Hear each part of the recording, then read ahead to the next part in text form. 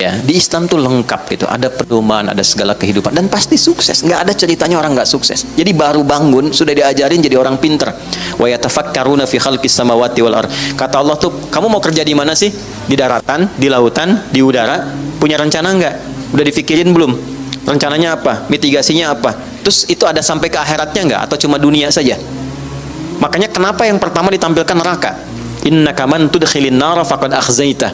Ya Allah, kalau sudah dikasih kesempatan hidup, menjalani hidup dan masuk neraka, itu orang rugi banget dan terhina.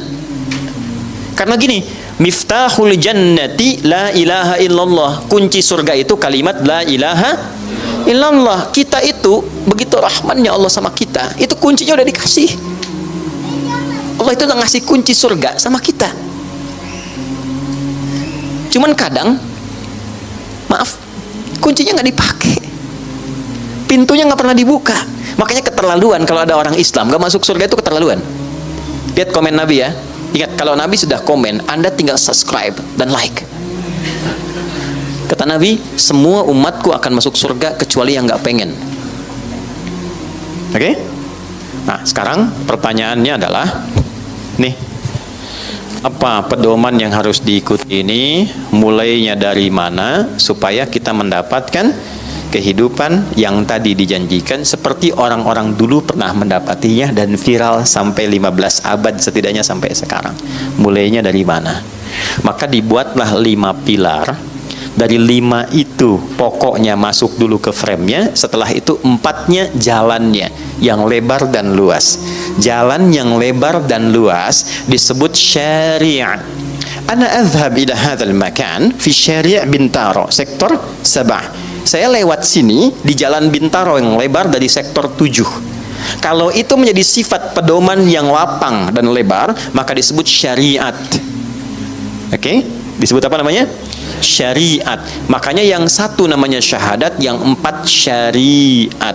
Untuk masuk ke frame Islam, guna mendapatkan salam, ada 5 pokok. 5 pokok ini disebut dengan rukun.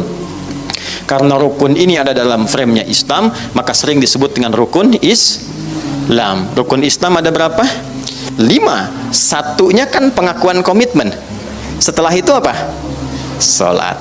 Itulah sebabnya kenapa kita memulai dengan sholat. Dan kenapa sholat sangat ditekankan dalam kehidupan? Karena sholat itu akan mengantarkan kepada salam. Di dasarnya. Tuh. Nah. Dan sholat, ini rahasianya. Kenapa semua sepanjang masih bernafas itu diwajibkan? Dan gak ada kaitan dengan materi, semuanya fisikal. Gak bisa berdiri, silahkan duduk, kata Allah tuh. Quran surah 4 ayat 103. Gak bisa duduk, berbaring. Berbaring susah, bergerak. Bergerak dengan tangan sulit, isyarat dengan kedipan mata. Tak bisa berkedip, disolatkan, lengkap.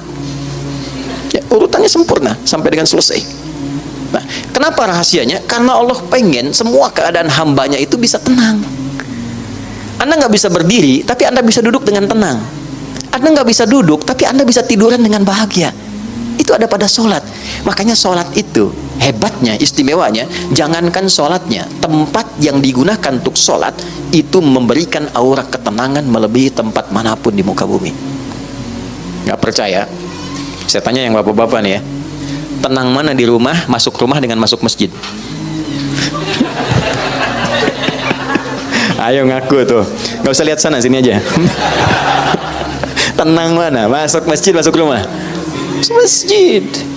Ya, makanya kenapa dicontohkan dulu keluar dari masjid, pulang singgah ke masjid. Saya pernah sampaikan itu di sini. Kan saya pernah katakan, teman-teman, saya mau kasih rahasia. Cuma di antara kita aja. Anda kalau nanti tes boleh kerja, berangkat dari masjid deh. Subuhan, syuruk, zikir, pamit lu sama istri, sama keluarga. Tapi poinnya bukan itu. Poinnya nanti yang pulang. Saat berangkat, Anda berdoa minta dimudahkan sama Allah. Begitu pulang, jangan langsung ke rumah. Mampir dulu ke masjid terdekat rumah. Nggak percaya silakan, beda auranya. Begitu Anda mau masuk, wudu dulu, sholat 2 rakaat, Anda katakan begini, ya Allah, boleh pakai bahasa Indonesia. Aku telah lakukan apa yang Engkau perintahkan demi berikhtiar mencari rizki yang telah Engkau tetapkan. Dan aku mohon sekarang karuniamu seperti apa yang telah engkau janjikan. Kalau dengan semua yang halal telah aku tempuh belum mampu mendekatkanku pada rizkimu, mohon tunjukkan kepadaku saat ini dengan cara apa lagi aku meniti jalan mendapatkan rizkimu. Sujud. Demi Allah saya katakan, pulang ke rumah yang dibawa aura masjid bukan aura kantor. Jadi orang rumah itu mendapatkan ketenangannya, bukan keributan yang terjadi di kantor, bukan kelelahan yang terjadi di jalan. Ya, di jalan balap-balapan nggak sempat maki, ketemu anak-anak yang dimaki. Ayah, diam kamu. Udah nunggu kan. Nah, ini poin yang mau saya sampaikan, satu bagian. Nah, jadi teman-teman sekalian, pertama, mengapa dimulai dengan sholat. Nah, ini dasarnya saya mau kembalikan dulu supaya kita mengerti baik-baik. Inilah kenapa kita belajar sholat mesti benar. Kalau nggak benar, nggak dapat ini. Jadi kalau ada yang belum tercapai, ya hati-hati. Mungkin ada bagian yang belum tersambungkan dengan Allah secara baik. Sesuatu yang tersambung, kuat, ini erat, dan sulit dilepaskan, itu disebut silah namanya. Apa namanya? Silatun. Silah. Dari kata wasala, nyambung, erat. Pernah dengar ini? Silaturahim? Ya. Ketersambungan rasa kasih yang dalam, sehingga walaupun terpisahkan tempat dan keadaan, ia masih bisa merasakan itu dengan memberikan satu rasa yang dalam. Jadi kalau Anda bertemu dengan kawan-kawan, reunian, kan? Ketemu, saling tatap, ngobrol, itu belum silaturahim secara makna, belum.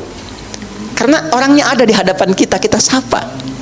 Tapi kalau Anda meninggalkan tempat ini, kemudian ingat kepada kawan kita, terus kita WA, malam-malam kita ingatkan, akhi, maafkan kalau saya ada salah ya, mudah-mudahan Allah pertemukan kembali kita sampai jannah, malam tahajud ya. Itu namanya silaturahim. Silah, terikat walaupun ruangnya sudah berbeda, waktunya mungkin tidak sama. Teman ke Amerika, dia ke Kanada, 12 jam bedanya dengan kita, tapi kita masih bisa WA dia. Itulah silah. Hubungan yang menyambungkan kita dengan Allah sehingga terkoneksi dalam setiap keadaan dimanapun berada, itu adalah sholat. Kenapa sholat disebut dengan sholat? Ya, padahal sholat kan namanya doa kan, ya kan? Tapi kenapa disebut dengan kalimat sholat? Untuk memberikan kesan ibadah ini melatih kita supaya terkoneksi dengan Allah secara erat dan kuat, sehingga di setiap keadaan kita tersambung dengan Allah. Oke, teman-teman yang laki-laki nih, Anda punya koneksi dengan orang yang punya kedudukan, gampang nggak pekerjaannya? Gampang. Ibu terkoneksi dengan Korlantas, lalu lintas, gampang kan? Dikawal, ya kan? Anda punya koneksi dengan Allah, apa yang sulit bagi Allah? Ya. Nih, kalimat mahal ya, Anda boleh catat ini. Mau bikin status juga silahkan, terserah. Tapi yang penting status kita di hadapan Allah. Ada satu kalimat yang sangat mahal, yang kalau kita punya ini, tentram kehidupan dunia. Kalimatnya singkat, cuma 3 kata. Aku punya Allah. Gitu. Aku punya Allah. Ini kalimat yang mahal, yang jarang dimiliki sampai hari ini. Kenapa engkau begitu tegar, padahal masalah rumah tangga kamu itu begitu pelik? Aku punya Allah. Aku yakin Allah pasti akan berikan solusi. Kamu kok kelihatannya biasa-biasa saja sih? Padahal kan kemarin pekerjaan kamu gagal. Aku punya Allah. Allah sudah ngatur rizki. Rizki aku sudah Allah tetapkan. Aku punya Allah. Kalimat ini yang mahal sekarang.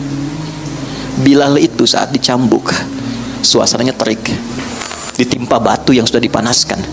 Ketika dicambuk sekali, kalimatnya irtad, murtad kamu. Jawabannya Allah, aku punya Allah.